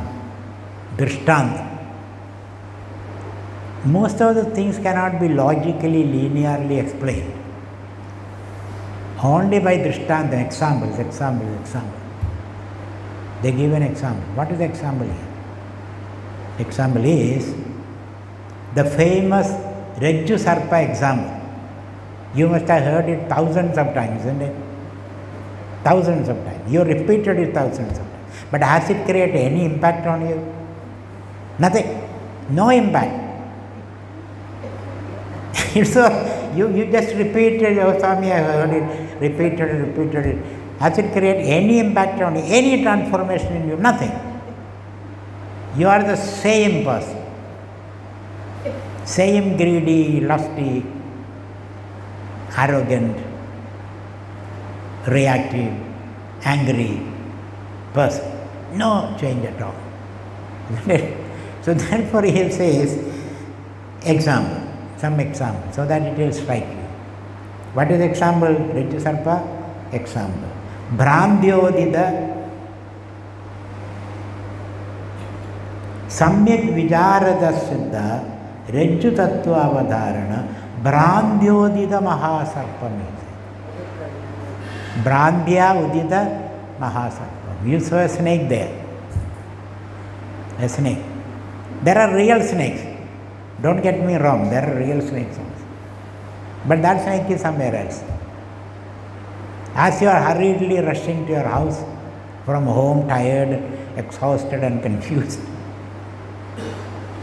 then you see a snake right in front of the door. A snake. Not only that, you step onto the snake. Not only the snake bit you, not only that the poison is spreading all over. You can feel from the leg onwards. It has reached the kidney, the heart, the liver. And you are ready to die. And in that moment, you let out a huge cry. Isn't it? Then the wife comes out with the light. She has not put the light on the door. She put the light on. And you are lying down to die, ready to die. Isn't it? And then the light is on. And when you looked at it, there is no snake. There is only a length of rope lying there. So where did that sarpa come? In the light, sarpa disappeared. Without the light, sarpa appeared. Where did the sarpa? That snake. Where did it go? Did it slither into the nearby bush? My God, when the light came, sarpa simply disappeared. Where did the snake? It didn't go anywhere. Where did it come from? From your head. From your head the sarpa appeared. It was a thought. Sarpa Brandi. It's a Brandi because that thought is deposited on a place where there is no sarpa. The vritti in the mind and the vishaya, there is a disconnect. You must have seen a sarpa before. That sarpa which has become a thought which causes fear in your mind, that sarpa is superimposed here. We call adhyasa. Superimposed here, and then you say, I see a sarpa, and sarpa bites you, and you are ready to die. When the light comes, sarpa simply disappears. Along with that, sarpa brandi goes, sarpa damshanam goes, the biting of the sarpa goes, and the poison also disappears. Then your wife says, this man is always like that. He always creates some problem. Then and I have to solve this problem. I don't know, why did I marry this man? Sometimes sarpa, sometimes something else, sometimes something else. This way, that sarpa simply, this is called sarpa brandyodida mahasarpa. All your pain caused by your own thought. There is no real cause for pain. It's your own thought. Your own shadhyat. Isn't it? You stick on to your own foolish thoughts, thinking that it will work out sometime. So it is a thought superimposed, which creates fear. So Brahmyodita Mahasarpa Bhavadukha Vinashini. Bhavadukha means the worldly, the suffering in your life. Bhava. Bhava means worldly, mental and material things. Bhava. Why it is bhava? It is constantly changing. So it is a thought which is superimposed upon the self which causes this fear. So what should you do? What's that thought? Be the observer of the thought, not the thought. Be the observer of the thought. Every suffering is like that. A toothache. A toothache is a thought. Really there is no toothache, is it? It's a thought. When you observe the thought, not only the intensity of the pain reduces, you will be able to accommodate that. Matra sparshastu gandheya, shidoshna sukha dukkada, agama payuna anitya, tanti tikshasva bharata. Put up with that. Endure that. Endure that. When you endure, then you are able to accommodate that pain. Most of the pains are psychological. Physical pain is a good. Isn't it? Physical pain is a mark that you are alive. I prick you with a needle and you don't feel anything. That means there is some gangrene or some problem, isn't it? I prick you with the needle and you don't feel it. You should feel them. The physical pain is good, it's a marker of your being alive. Mental pain is the problem. Mental pain, assumed pain, imagined pain. That's the problem. Then there is philosophical pain. Contemplating upon the mystery and the suffering in the world, you may feel some pain. Your heart goes out. That pain is healthy. Physical pain is healthy. Psychological pain is the problem, which you understand. That's why matra, sparsha. Matra means the mind.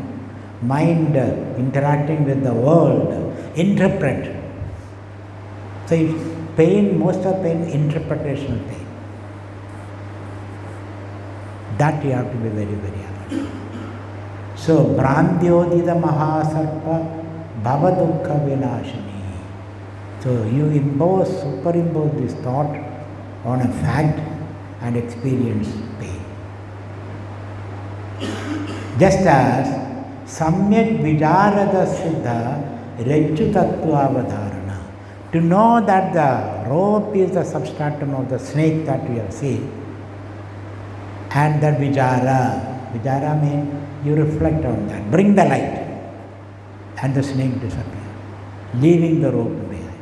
Similarly, the samsara dukkha disappears and your natural happy self manifestation. That's called the result of Samyak Vichara.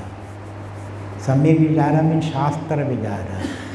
Guru Badishta Shastra Vichara, he says. And Guru also is Sampradaya Vida. There are many types of Gurus. Each Guru follows their own Sampradaya. So the different Gurus may put the same thing in a different ways, but they are speaking the same thing. There is no difference at all. So, Samyak Vichara Siddha. Samyak Vichara means Shastra Anusara Vichara means, according to Shastra, you have to do this inquiry. Rajju Tattvam. Rajju Tattvam means the truth, which is the Rajju, the rope, will be discovered. Snake disappear, suffering disappear, leaving pure bliss of the self. Okay, let us read it once again. Samyak Vijarada Siddha Rajju Tattva Avadharana Brandhyodita Mahasarpa Bhava Dukkha Vinashini. So Brandi means delusion. What is delusion? Not seeing that truth as it is. You are seeing it in a different way, imposing your own biases, prejudices, ignorance on things. See, here the Brandi is about yourself. Your nature is Satchidananda, but what do you understand? I am Asatchidananda. Who told you? Nobody told me.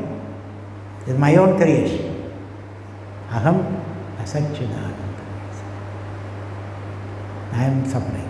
I am miserable. Who told you? That's what I feel. Nobody has told me. Or the whole world tell me you are miserable. That is the way to control it. First of all, I have to make you feel miserable. Then I can sell my toothpaste. Use this toothpaste, you will be the happiest man in the world. Use this particular gadget, you will be the happiest. So by making you miserable, I am trying to sell my product to you, you see. I make you feel you are an inadequate person. Then I can make you adequate. Do this, do that. So you don't buy into those kind of theories. My nature is Satchidananda, Chidananda Rupa, Shiva. That Brandi has come, that delusion has come about yourself. So Rajjusthaniyam is your Atma. Sarpa is your thought created by others. That thought has to go. Observe the thought and abide in yourself. Observe the thought and abide in yourself. That is a solution given here. Bring the light of knowledge by the study of the scripture, reflecting upon the words of the scripture. So where can I do that? Where can I study the scripture? You are doing that, you see. We are doing precisely that. Continuing, Arthasya Nishchayo Drishtaha Vicharena Hidoktitaha Nasnanena Nadanena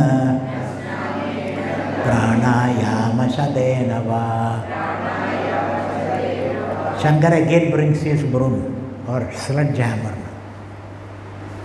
He is relentless to keep you focused. Nasnanena Nadanena Pranayama Shadena. This realization happened not by taking a bath in the Ganga or Bharatapuzha, he says. You can do that. You can do that.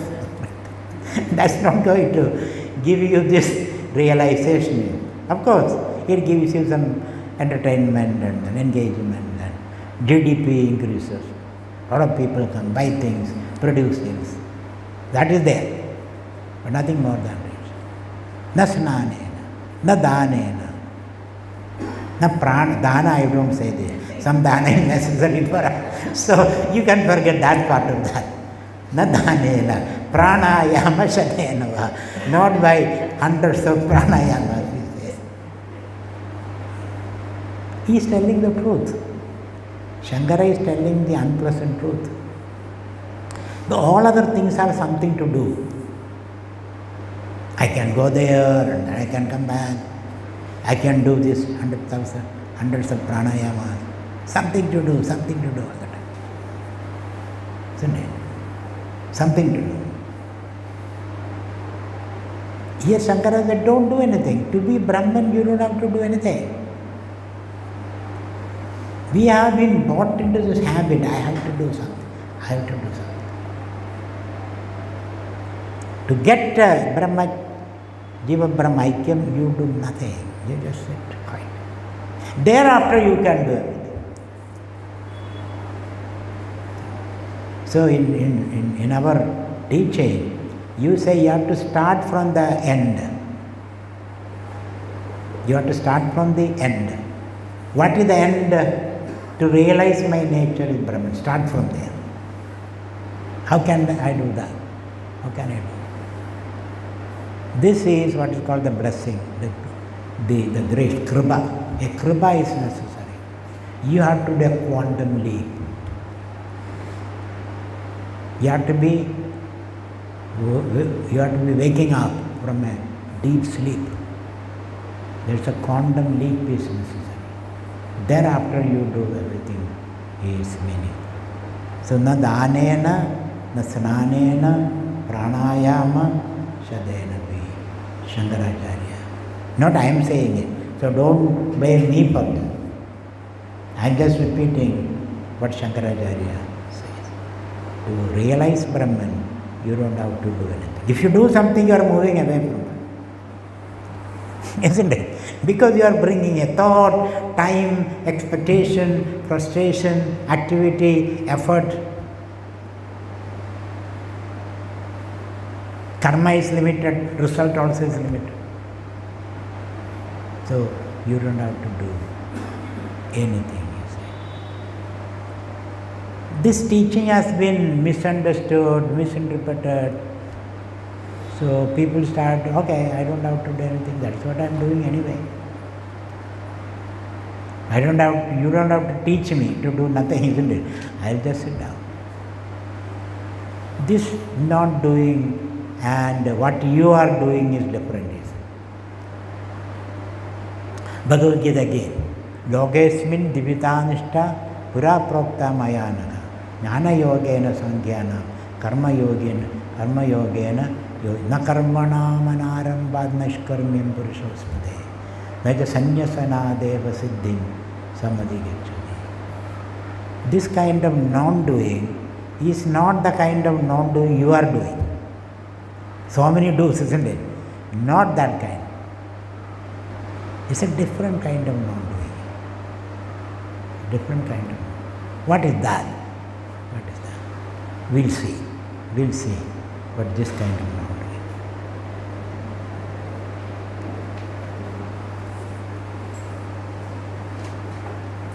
So 1 minute, 1 minute, will sit quiet with your eyes closed.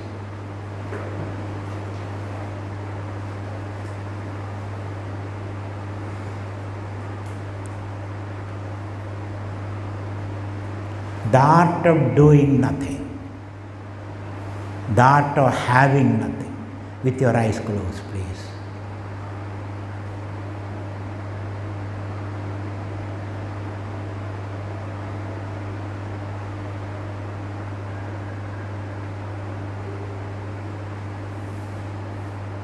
Letting things happen naturally.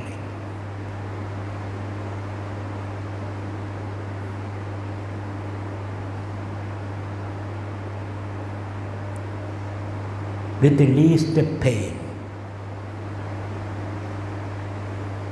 with no domination or colonization or exploitation. Letting everyone to manifest, express.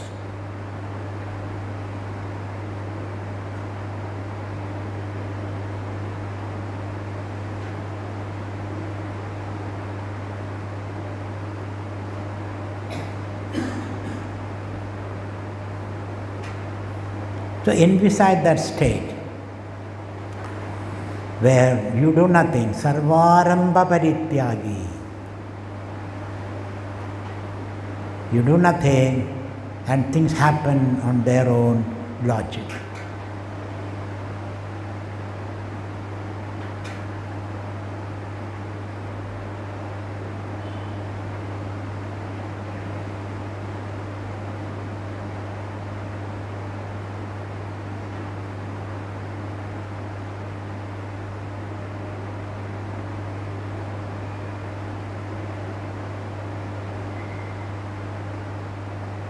That does not mean you don't initiate anything.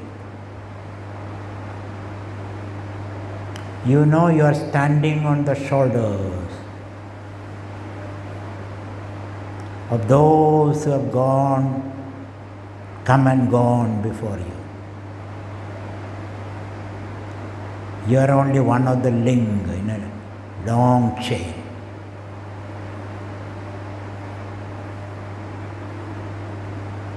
It also means you are functioning in an ecosystem.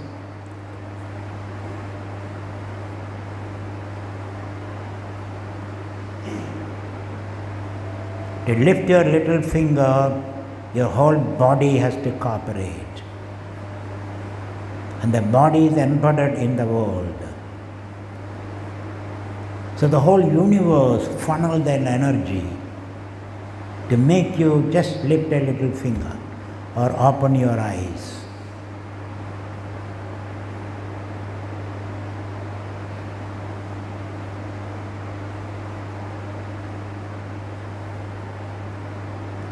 So things become effortless.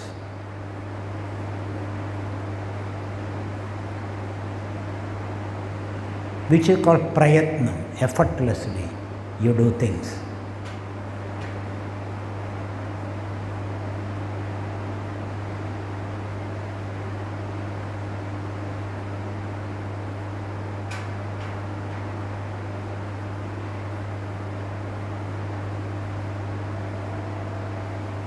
So reflection is not an act.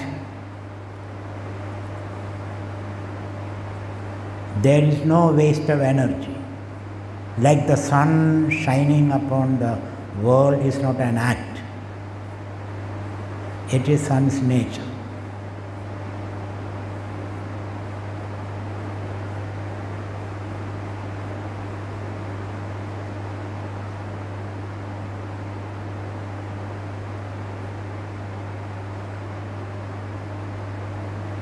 When you are totally relaxed, you become supremely efficient and effective.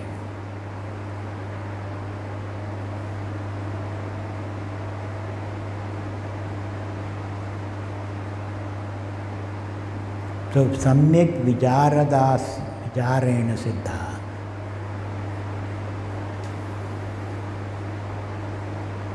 That observation, the holistic reflection makes things happen effortlessly.